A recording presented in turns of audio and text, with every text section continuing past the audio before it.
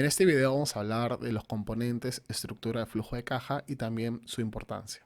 Y nos vamos a enfocar principalmente en la sección que llamamos flujo de caja operativo y vamos a explicar por qué nos vamos a centrar en esa sección particular del flujo de caja.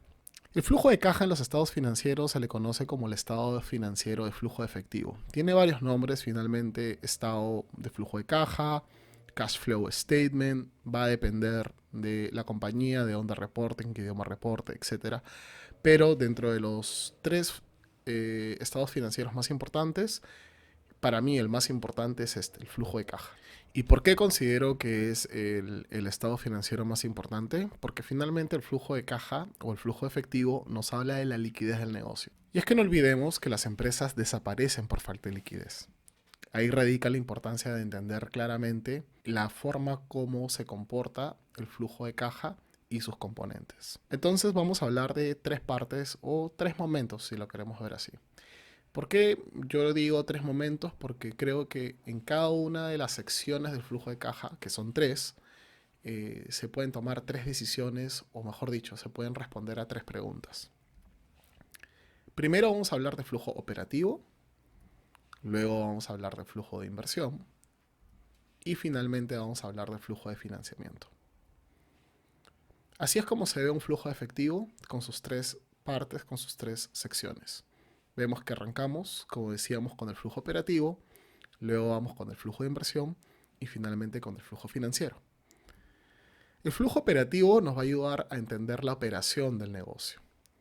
El flujo de inversión nos va a ayudar a entender cuáles son las inversiones que se hacen para mantener las operaciones actuales y también para hacer crecer el negocio. Y finalmente tenemos el flujo financiero, que nos ayuda a entender cómo vamos a financiar la operación, cómo vamos a financiar las inversiones futuras. Empecemos con el flujo operativo. ¿Qué es lo que nos dice el flujo operativo? El flujo operativo se centra en la operación del negocio. Si lo queremos ver en simple, en las entradas de efectivo menos las salidas de efectivo operativas. ¿Qué significa esto? Significa que para poder, por ejemplo, analizar las entradas de efectivo, para simplificar vamos a utilizar el ejemplo de una compañía comercializadora. ¿Eso qué significa? Que los ingresos serán el resultado de un precio de venta multiplicado por una cantidad vendida. La idea es que tenemos que entender cómo es que la compañía genera ingresos. Tenemos que entender su modelo de ingresos. Obviamente hay empresas donde el modelo de ingresos será distinto al de una empresa comercial. Tendrán un contrato, tendrán, de repente no es cantidad como tal, como volumen, sino número de usuarios, número de suscriptores, etc. Lo importante es entender cómo es que la compañía genera ingresos. Para hablar de las salidas de efectivo tenemos que hacer algo similar. Tenemos que entender ese precio de compra por la cantidad. A esto le llamamos costos variables. Sin embargo, en realidad, para entender la figura completa, tenemos que analizar punto por punto todas las cuentas que aparecen en el estado de ganancias y pérdidas o GIP. Estos pueden ser costos variables, fijos, directos, como también gastos variables y gastos fijos. ¿Qué más tenemos que considerar en la salida de efectivo? Tenemos que también considerar los elementos que no figuran en el estado de ganancias y pérdidas. Estos pueden ser compra de inventarios, cobranza de cuentas por cobrar, pago de cuentas por pagar y elementos que no son salidas de efectivo real como la depreciación y la amortización. Es decir, vamos más allá de lo que es el estado de ganancias y pérdidas porque tenemos que entender realmente cuál es la salida real de efectivo en la operación. Cuando hablamos de las salidas de efectivo, en realidad lo que estamos diciendo es que tenemos que entender la estructura de costos.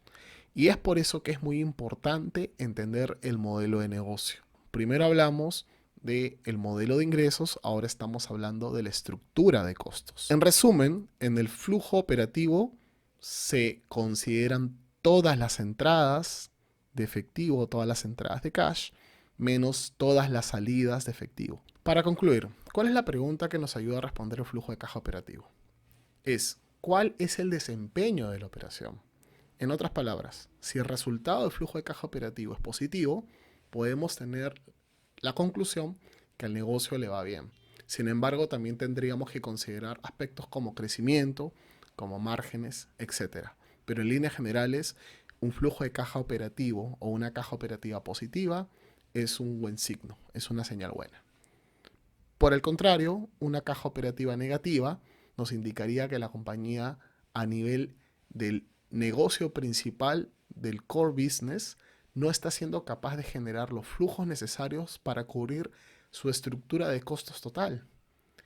Ahora, existen algunas excepciones o algunos casos que hay que entender, y es por eso que el análisis es muy importante, cualquiera que sea el resultado. Pues imaginemos el caso de una empresa joven, donde todavía el modelo de negocio se está probando.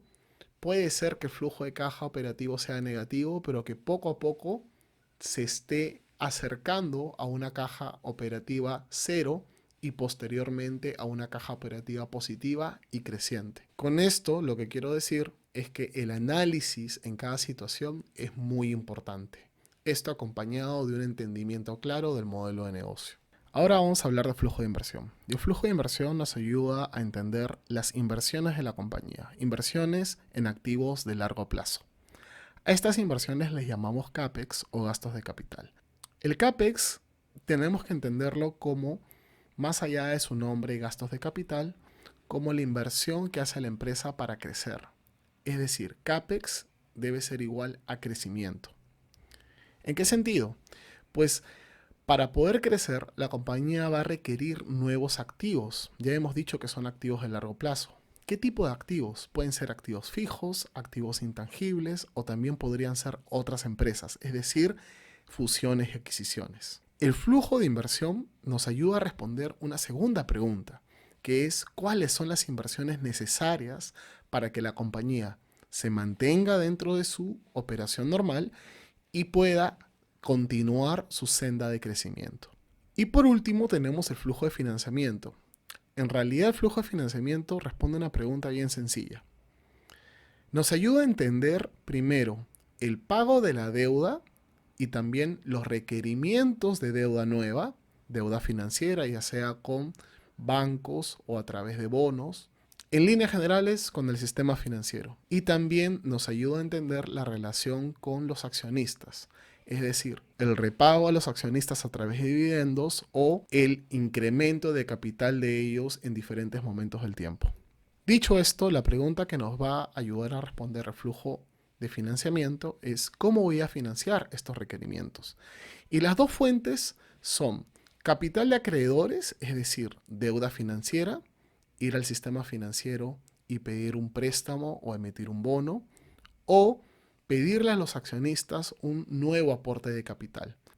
Por eso esta última pregunta de cómo vamos a financiar estos requerimientos es muy importante, porque puede implicar una mayor deuda, un mayor endeudamiento para el negocio y también puede implicar, si es que no hay la opción de pedir dinero a acreedores, que es menos costoso que los accionistas, implicaría decirle a los accionistas, señores, necesitamos capital nuevo para que pongan en el negocio porque si no, no vamos a poder seguir avanzando.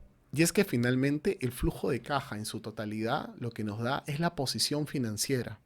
Y para cerrar los quiero dejar con esta frase, cash is king, que quiere decir el efectivo, la caja es el rey.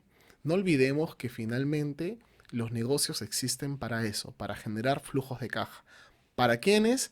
Primero para el negocio, para poder afrontar obligaciones tan sencillas como pagar la planilla, pero en su finalidad para poder tener caja disponible para pagarle dividendos a los accionistas, es decir, retribuirles por su inversión. Y con eso culminamos. Gracias.